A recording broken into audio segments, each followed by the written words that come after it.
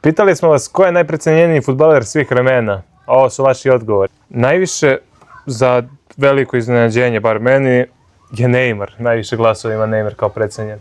Da li se slažeš sa tog konstatacijom? Ne slažem se. Pa ni ja se nikako ne slažem s tim. Možda, ako razmišljaju sada, ali ja ne znam ko sad cijeni Neymara. Da, mislim, govorimo za vremeno kada igra u Barceloni i Paris Saint-Germainu također. Najveći mađioničar posle Ronaldinha, mislim, koji je igrao čovjek, ne znam, nikako ne mogu ga staviti u precenjene. Možda zato što je najskuplji fudbaler ikada, ali opet mi je to isto okej. On je tad bio na vrhuncu. Ako je neko bio u vrhu sa Messim i Ronaldom, to je bio on. Tako da... I mislim da je zaslužena cena i zaslužena najskuplji fudbaler svih vremena.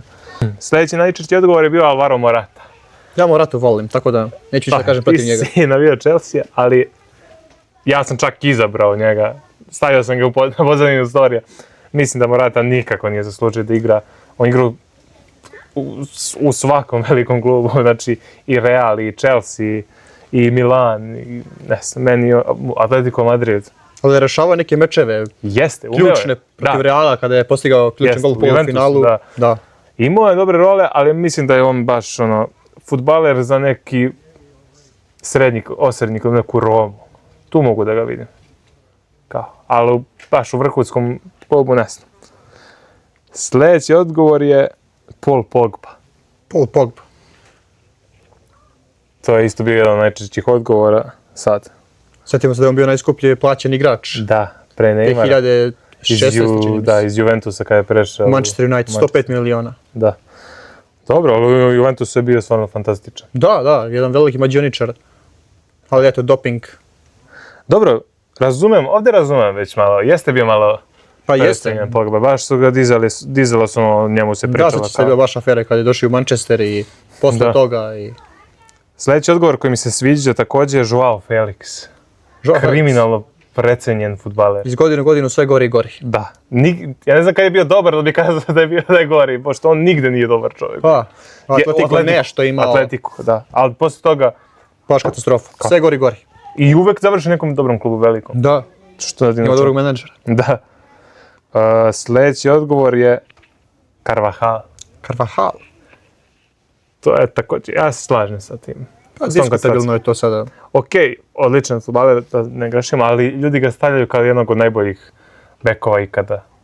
Čovjek, ni u čemu nije najbolji, u svemu je solidan.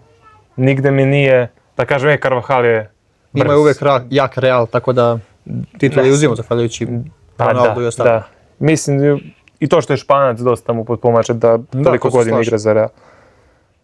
Sljedeći zanimljiv odgovor je Victor Valdés. Victor Valdés? Jeste bio rupa.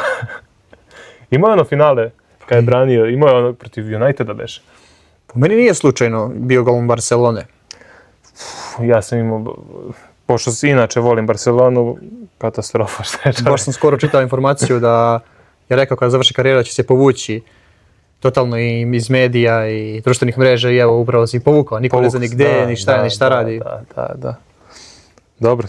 Sljedeći zanimljiv odgovor je Jack Grealish. Jack Grealish. Alkos. Gotivan lik. Dobar je. Dobar, ali dobro, propao je, to je činjenica. Ali i navikan je mnogo. Dobro, jeste, ali u Aston Villa je kidao. Dobar je bio, ne kažem, ali on u City, ono... Pa dobro, nije bio loš prvi. Okej, ali... Kad su uzeli titul. Malo više navikan. Dobro, i to mogu da razumem. Okej, idemo dalje. Olivier Giroud. Giroud? Najprecenjeniji fudbaler ikada. Ne, nije. Mogu da vedem 15 francuskih, samo francuskih špicara koji su bolje od njega, mislim. Ne znam, meni on... Giroud je legenda. Sjetimo se 2018. kad je bio špic u Francuske i kad je završio cijelo prvenstvo bez jednog šuta na gol. Dešava se najboljima. Špica igra, osvojili su svjetsko prvenstvo, nije šutno na gol čovjek. Imao je dobro rol u Arsenalu. Jeste, ali nije mi on klasa. Još neke zanimljivih odgovora, ovo ćemo brzo prelistamo. Imamo, dobro, Mudrika, Vlahovića. Vlahović. Navikan. Ne mogu, volim. Dobar je igrač. Volim ga, vrate. Okej, volim ga i ja, ali... Dobro. Mnogo je navikan. Pali mu samo pouzdanje. Vlahović. Mnogo. I prijem. I prijem lopte.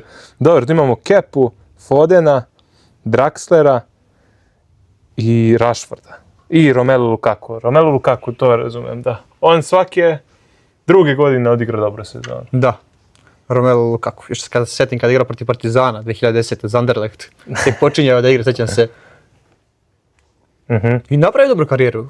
Jeste. Napravio dobru karijeru. Okej. Malo precenjen, ali dobar igrač. Imao neke čuvane promašaje, ali dobro.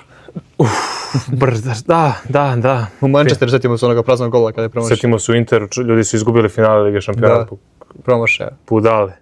Dobro, ko je po vama najprecenjeniji fudbaler ikada? Pišite nam u komentarima.